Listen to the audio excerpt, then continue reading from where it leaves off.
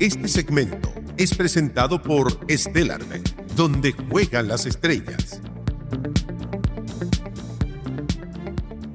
El Congreso vuelve a quedar en el centro de la agenda política frente a una serie de iniciativas de discusión legislativa en materias de educación, combustibles y probidad del gasto público.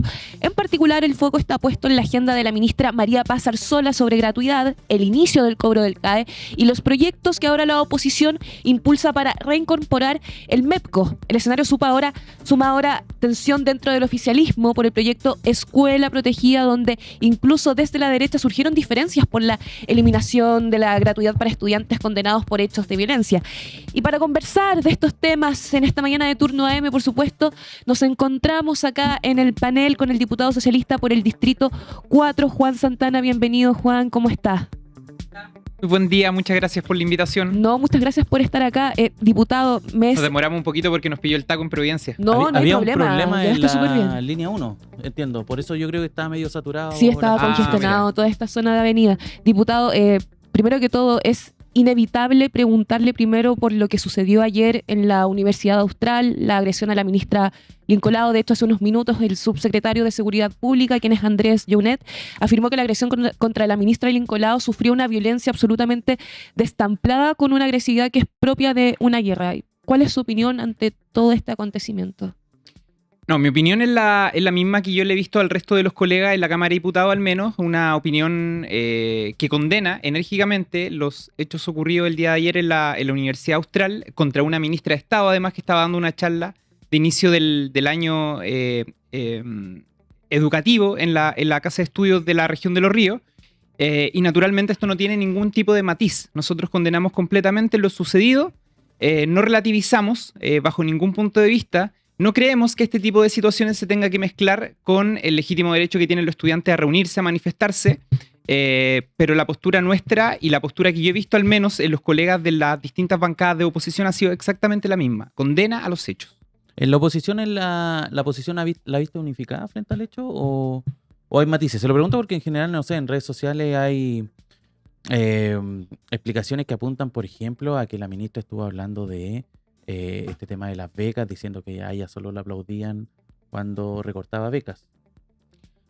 O sea, a mí me parece que los ministros de Estado y los gobiernos están siempre y permanentemente expuestos a la crítica de los estudiantes y de todo tipo de organización si es que está ligada a un tema en donde se está planteando alguna propuesta. En este caso, por supuesto que ha sido una polémica no solamente las becas que entrega el Ministerio de Ciencia junto al Ministerio de Educación para poder estudiar y garantizar y financiar becas en el extranjero, pero también ha estado muy en el debate, ustedes bien lo saben, todos los aspectos y las discusiones relacionados con la gratuidad, que a propósito de lo ocurrido en la escuela de la comuna de Calama, precisamente uno de los aspectos de las discusiones que más se ha profundizado tiene que ver también con la posterior o con la posibilidad de que se pueda acceder a un beneficio, a un derecho social como la gratuidad.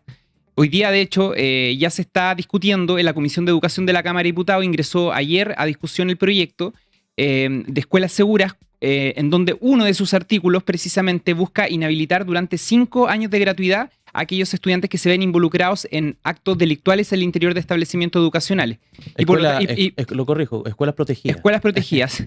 y por lo tanto, yo creo que evidentemente cualquier autoridad, cualquier gobierno siempre va a estar expuesta al escrutinio público, pero el escrutinio público no se puede basar precisamente en que se ataque físicamente o verbalmente a una ministra. Y esto no rige solamente para la ministra de Ciencias del actual gobierno. Esto siempre ha sido así. A mí me parece que finalmente el que ella sea mujer, el que ella sea de origen mapuche, que ha sido otra de las cosas que se ha estado relevando, para efectos de esta discusión a mí me parece que es irrelevante. Yo creo que este tipo de actos se condena en cualquier tipo de situación, cualquiera sea la persona, cualquiera sea la autoridad. Entremos en materia del tema de gratuidad, si les parece que hay algo ahí como del manejo que tiene este gobierno respecto al malestar, aprovechando que no sé si hoy día o mañana se cumple ya los 30 días, los primeros 30 días. El sábado, parece. ¿El sábado? Sí, el día sábado. El primer mes, digamos, el primer mes del gobierno. Haciendo un balance también de cómo lo administra y cómo lo maneja, y en general la fórmula ha sido entregar malas noticias, desde el MEPCO, ¿cierto? Cuestiones que en general afectan a toda la sociedad, hasta elementos puntuales. Pienso en educación, el tema gratuidad, el tema CAE, que también, digamos, afecta, incluso con el ministro Quiroga haciendo estos llamados a endeudarse para pagarlo. ¿Qué le parece cómo lo ha hecho el gobierno en esa materia?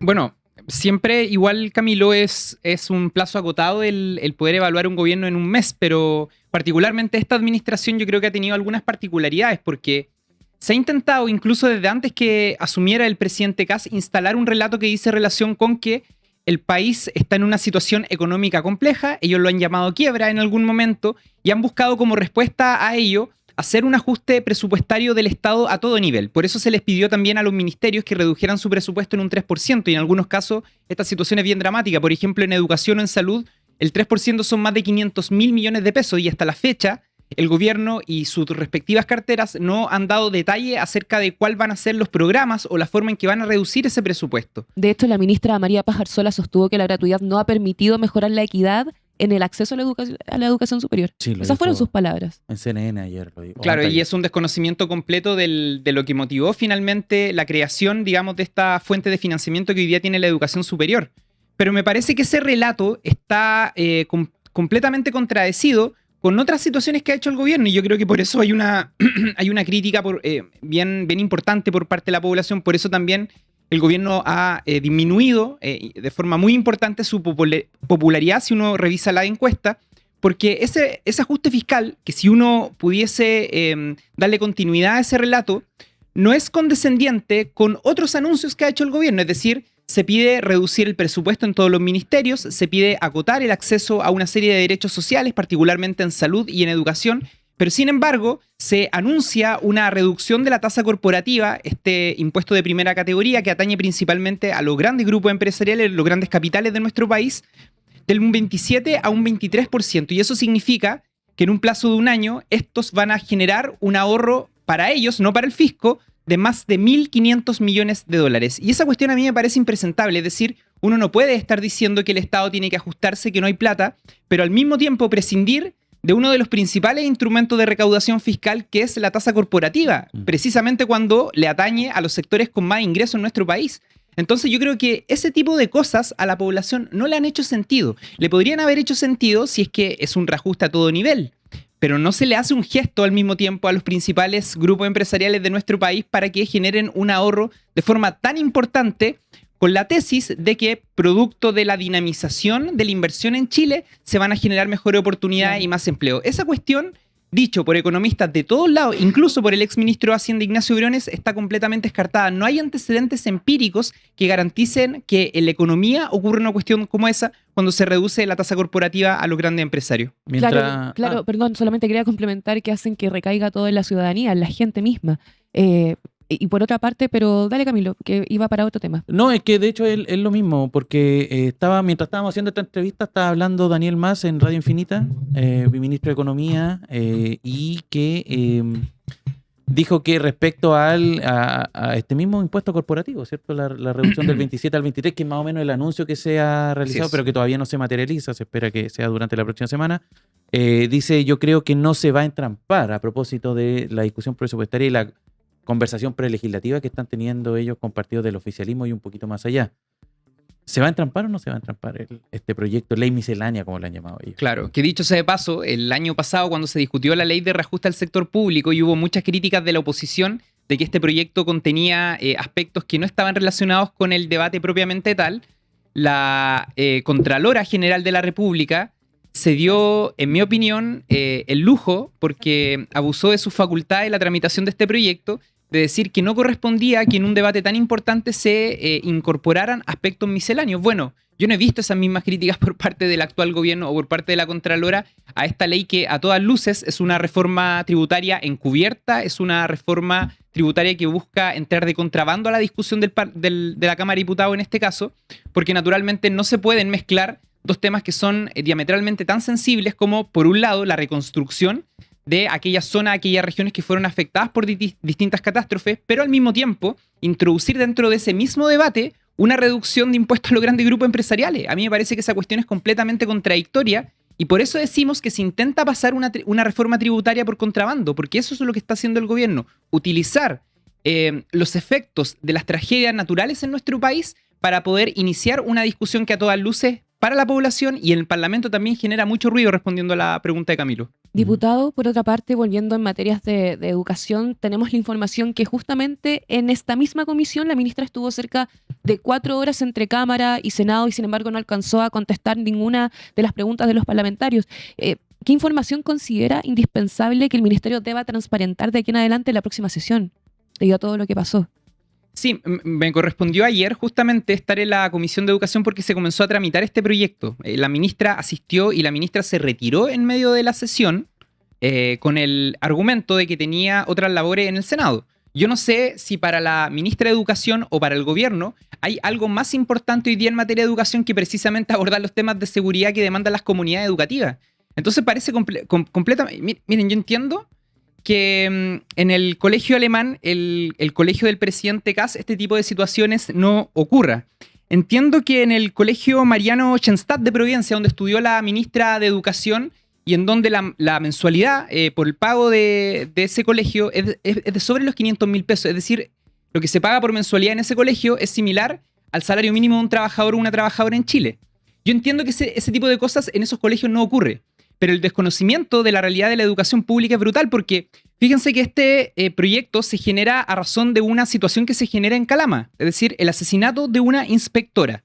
Y resulta que hoy la solución que da el gobierno a este problema es endosarle a los asistentes de la educación y a los profesores una responsabilidad adicional, que es revisar la mochila de los estudiantes, porque claro, el proyecto lo que dice es que se va a solicitar por parte del sostenedor o de la comunidad educativa la posibilidad de que funcionarios de fuerzas de orden y seguridad pública puedan asistir al colegio a revisar estos bolsos en caso de que existan algunos indicios, ¿no?, de situaciones delictuales.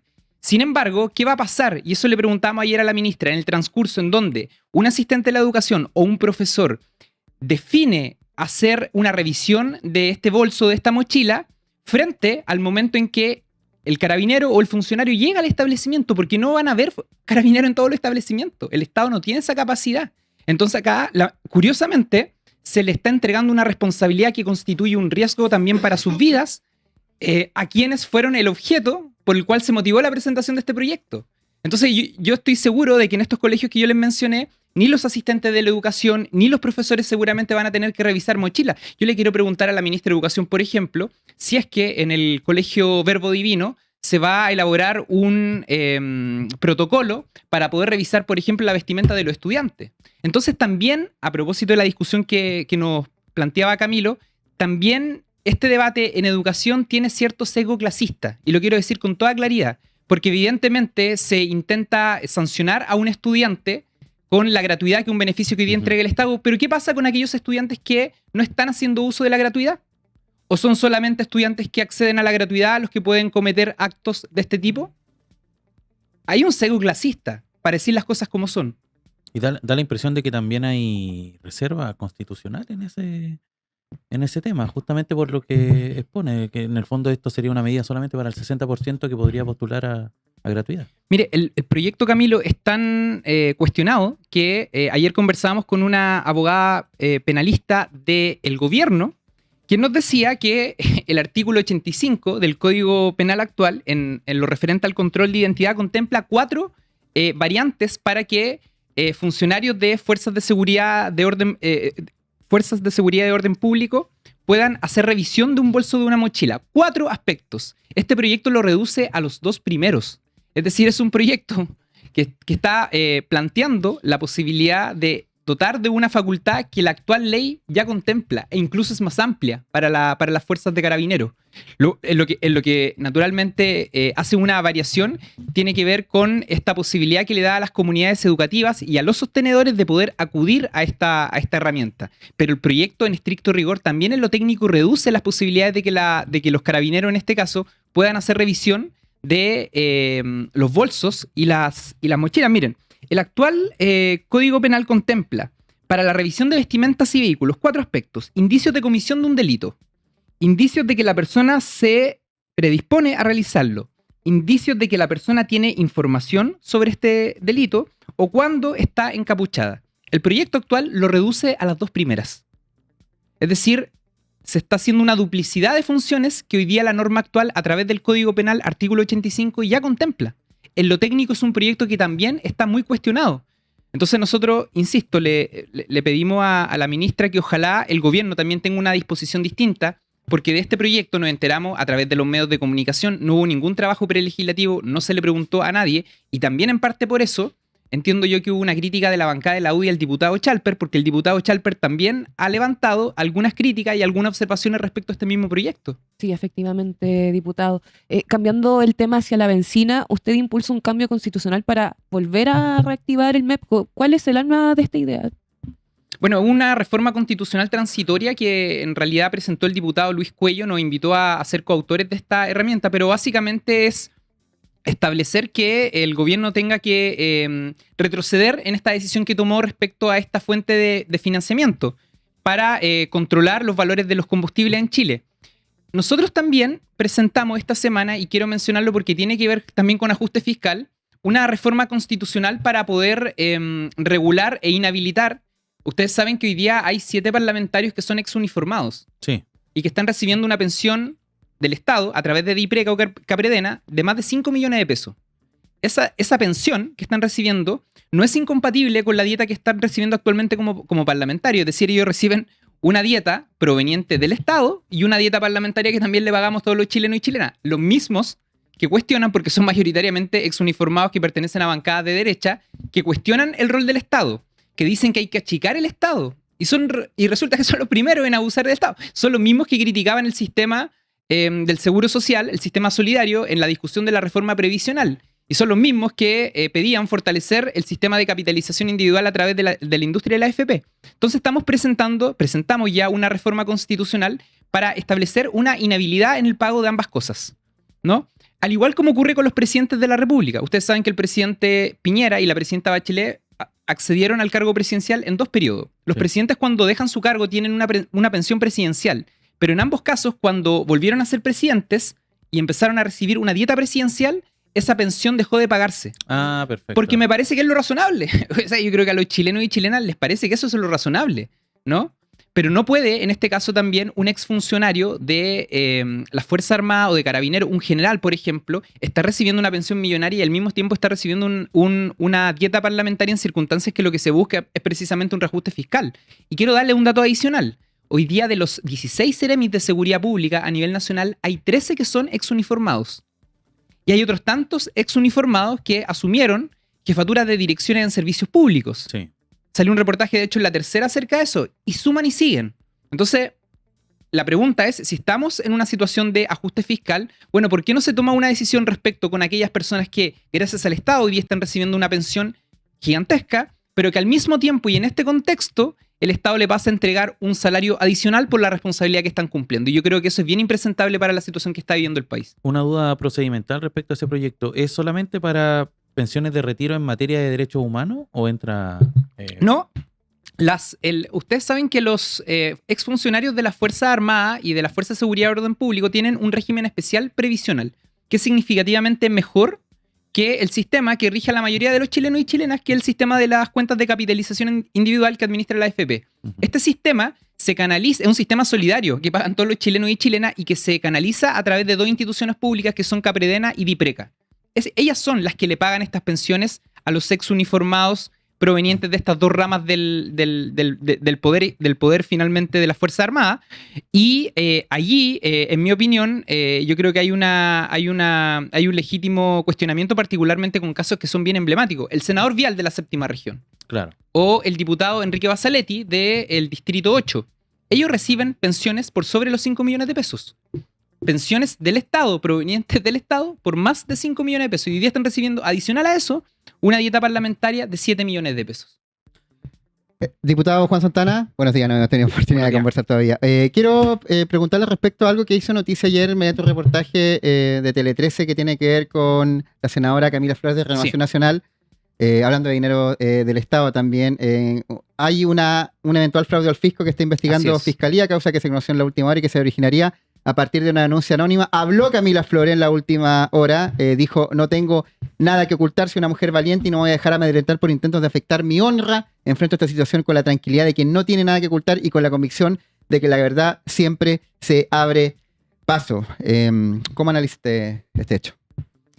Bueno, en primer lugar, yo espero que la Fiscalía de la región de Valparaíso, que entiendo que es la que está llevando esta causa, pueda hacer una investigación en profundidad, porque estamos hablando de fondos públicos que administramos los parlamentarios. Los parlamentarios tenemos dos fondos, para ser muy transparente, que nos corresponde administrar. Un fondo es gastos de personal, que es el equipo que uno constituye como parlamentario, y por otra parte, gastos operacionales, que son los gastos que se utilizan, por ejemplo, para el arriendo de sede, para la difusión de tu trabajo legislativo, para el traslado, etcétera, etcétera.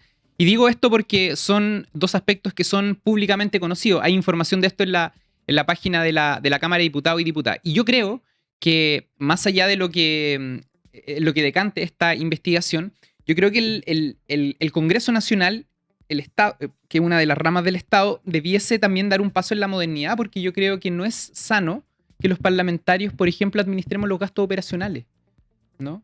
Esa es una facultad adicional que se nos da a nosotros, y yo creo que eso constituye una condición de privilegio. Claro, porque ustedes tienen un presupuesto que ustedes pueden distribuir entre su equipo de trabajo y ustedes evalúan ahí quién le paga, Exacto. Cuánto le pagan. Y no hay ninguna regulación respecto a eso. Entonces, si uno lo que busca es que el parlamentario, con asesores, mejore su trabajo legislativo, que es para lo cual fue electo, debiese regular eso, porque lo que pasa en la práctica es que muchos parlamentarios hacen contrataciones que tienen que ver con otras cosas. Por ejemplo, mucho contrato en el territorio, seguramente para que se hagan reuniones, para que se hagan contactos con distintos grupos de la sociedad civil, pero ahí el trabajo legislativo queda completamente postergado. Hay otros congresos en el mundo en donde lo que se hace es tener un banco de profesionales, transparentan también su posición política, porque todos los profesionales tienen una posición política, y le dan a elegir al parlamentario con qué profesional trabajar. Pero existe una regulación. Pero acá no pasa nada de eso. Los parlamentarios administramos estas fuentes de financiamiento, y yo creo que eso es un incentivo para el vicio. Por ejemplo, ¿por qué los parlamentarios somos quienes tenemos que arrendarse? Acuérdense ustedes que hace algún tiempo atrás se hizo una denuncia contra el senador Cruzcoque de que estaba arrendando una sede parlamentaria, y resulta que fue a la televisión a ver la sede parlamentaria y era un departamento que no estaba en uso. Es decir, se estaba pagando una propiedad nueva con recursos públicos para fines que no fueron los establecidos. Qué increíble. Entonces, ¿por qué el Congreso Nacional, por ejemplo, no tiene una sede propia en cada distrito del país? Que lo administre el Congreso, que centralice ese gasto. Pero cuando, claro, se nos entrega a nosotros los parlamentarios esa responsabilidad, yo creo que termina siendo un incentivo, en primer lugar, para que nadie regule el correcto uso de estos recursos para fines legislativos, y en segundo lugar, que finalmente estos recursos no sean utilizados con fines electorales. Y eso además, Sebastián, tiene creo yo, una distorsión de nuestro sistema político. Porque finalmente, si tú lo que incentivas es que los parlamentarios estén solo preocupados de su reelección, lo que va a generar es que se crea un círculo vicioso en donde el trabajo legislativo queda completamente postergado, y el nivel del debate en el Parlamento, en la Cámara y en el Senado también quedan completamente secundados por este tipo de cosas. Claro, y lo que tiene que ver, para explicarlo muy bien simple, la gente no tiene tan claro, la gente que está metida en el mundo político sí, pero que los asesores los paga el mismo Congreso. Así es. No lo pagan los diputados, no le pagan a su asesor de prensa, no le pagan a su jefe de gabinete, no le pagan a su asesor legislativo. Y claro, acá lo que hacía Camila Flores, de acuerdo a lo que plantea la investigación, es que había, ahí lo dice el titular, una cuota Flores, que ella, mediante el sueldo que le pagaba a las personas, sus asesores, pedía una retribución para ella. Claro. Y claro, es como Y a través de la secretaria. Claro, y es Sí, como es lo dice- que veíamos ayer en el reportaje es como de dice- televisión, por cierto. Claro, en Canal 13. Canal 13, sí. Era Canal 13, Canal 13. Sí, en Canal 13. Y claro, no está regulado esto, y la gente en general, y ahí cuando ves estos discursos libertarios con la nuestra, con la tuya, es justamente porque ahí uno se pierde un poco en cómo se gasta la plata. Y uno puede buscar en transparencia, por cierto. Claro. ¿Y qué es lo que hizo esta investigación de cuánto gana? Y justamente por el desajuste en los precios que tenía, en el salario que tenía la secretaria, entiendo que era, se da cuenta de que los montos eran desproporcionados también. Claro. Y yo creo que esto, Sebastián, tiene que ver con también una tarea que yo creo que tiene la izquierda a propósito de lo que tú dices, porque cuando se cuestiona el Estado por parte de un sector político y se trata de instalar esta idea de que el Estado no es necesario en una sociedad, es entre otras cosas porque muchas veces, no digo que este sea el motivo de fondo, pero se le dan justificativos a la actual derecha para poder cuestionar el rol del Estado en la sociedad civil cuando este no funciona bien. Y por eso yo planteo esto respecto al Congreso Nacional, porque yo no creo que los parlamentarios no tengamos que tener apoyo. Yo en eso, por muy impopular que sea, defiendo la posibilidad de que el trabajo legislativo sea suministrado de apoyo profesional, entre otras cosas para que el trabajo sea correcto, ¿no? En los ministerios, si ustedes ven, este tipo de cosas no es cuestionable, entre otras cosas porque es la institución la que administra los recursos. No es que le pasen la plata al ministro y el ministro hace lo que quiere. La institución tiene sedes en todas las regiones, tiene sedes inmuebles, cuenta con un equipo profesional, etcétera, etcétera, y los pone a disposición. Seguramente el ministro nuevo, cuando llega, hace algunos cambios, pero en general hay una planta de funcionarios que siempre está ahí. Y yo creo que en el Congreso Nacional, al menos a nivel parlamentario, eso no ocurre. Lo que pasa a nivel parlamentario es que cada parlamentario administra sus fondos de personal, como lo decías, y por otra parte los gastos operacionales, y lamentablemente en este reportaje de Canal 13 lo que ha quedado develado, o al menos de lo que se le acusa a la senadora, es precisamente que ella contrataba gente a quien posteriormente le pedía parte de la remuneración por la cual fue contratada. Diputado, para ir cerrando, porque estamos medio pasados del tiempo, me gustaría preguntarle por la oposición y me gustaría preguntarle por su partido, el socialista. Que se ha hablado en algunos medios esta como dualidad de estilo, si se quiere, también de contenido. Por un lado, el que encarna la presidenta del partido, Paulina Bodanovich, y por otro lado, el que se dice y se le atribuye al diputado Manucheri y la diputada Chicardini. ¿Existe esa dualidad de almas, si se quiere, del Partido Socialista? ¿Usted juega en ese partido explíqueme bien cómo es eso a la interna? En ese partido juego, sí, en el Partido Socialista. En el Partido Socialista.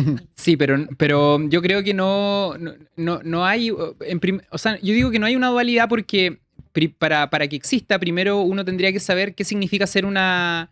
Si que uno lo pone en esa ala, uno tendría que saber qué es lo que significa en la práctica ser una oposición constructiva y qué es lo que significa ser una oposición intransigente. Digo esto porque no se han votado todavía en el Parlamento, salvo estas ayudas sociales, que era imposible oponerse a ellas, claro, por muy insuficientes que sean, en el marco del aumento del costo de los combustibles.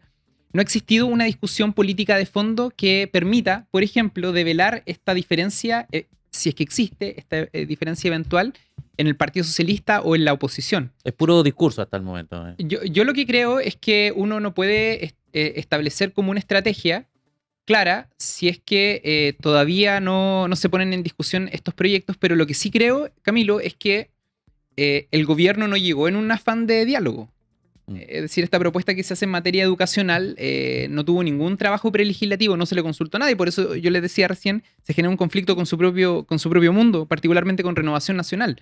El proyecto o más bien la decisión, porque no fue un proyecto de ley, la decisión de terminar con el MEMCO, finalmente lo que hace también es mostrar una postura muy clara y muy rígida del gobierno respecto a un determinado tema, con toda la indolencia que eso significa. Y por lo tanto, como se dice en jerga futbolística, uno puede presumir de que acá el gobierno llegó con la pata arriba, ¿no? Sin ninguna disposición de diálogo. Y yo creo que cuando no hay disposición de diálogo, cuando se toman decisiones tan arbitrarias y que afectan a la población, uno en eso difícilmente puede tener una postura distinta. Es decir, en el propio mundo de la derecha hay quienes cuestionan esta decisión, hay quienes le han pedido al presidente Kast que pueda remediar este tipo de situación. Ahí estamos justamente con el diputado Barría de la ADC, el diputado Pardo y Chalper de RN, porque el día de ayer ellos nos pidieron una conversación para poder revisar el proyecto de seguridad que se presentó en materia de educación, y eso yo creo que lo que muestra únicamente es que también en ese mundo, en el mundo del gobierno, existen hoy día divisiones. Y hay disposición a diálogo también. O sea, el diputado Chalper también se ha manifestado, por ejemplo, contrario a el tema de gratuidad, que desde el ministerio hay una posición mucho más, si se quiere, ponerlo en duda. O sea, la ministra lo que dijo ayer es que esta inhabilidad para los estudiantes que se vean envueltos en situaciones delictuales va a ser de 5 años. El presidente de la comisión, el diputado Bobadilla de la UDI, dijo que si fuese por él, esta inhabilidad debiese ser permanente, de por vida. Lo dijo explícitamente. Y bueno, en el marco de ese tipo de discusiones yo creo que es cuando se generan la oportunidad para que uno tome una postura clara en relación a un determinado tema. Pero yo creo, Camilo, que no ha existido la posibilidad de poder, insisto, ni siquiera dialogar con el gobierno, porque el gobierno no ha dado la disposición, no ha dado el espacio para que eso pueda ocurrir. Y yo creo que eso muestra también la estrategia que ellos tienen. Diputado Santana, queríamos agradecerle por acompañarnos en esta mañana en Turnave. Ojalá vuelva pronto. Muchas gracias por la invitación a todos ustedes. Sí, así que ahí nos estamos viendo. Muchas gracias. Estamos haciendo Turno AM, el matinal noticiario de turno. Me pongo junto a Turno en vivo, como estoy en doble militancia en estos días, pero yo tengo que hacerlo. No, pero hoy día no. Hoy está Francisco Javier Caneo Córdoba esta mañana haciendo de mi persona, acompañando la gran dupla que es María Fernanda Toledo y todo el equipo de Turno en vivo. Chao, diputado. Chao, asesor del diputado.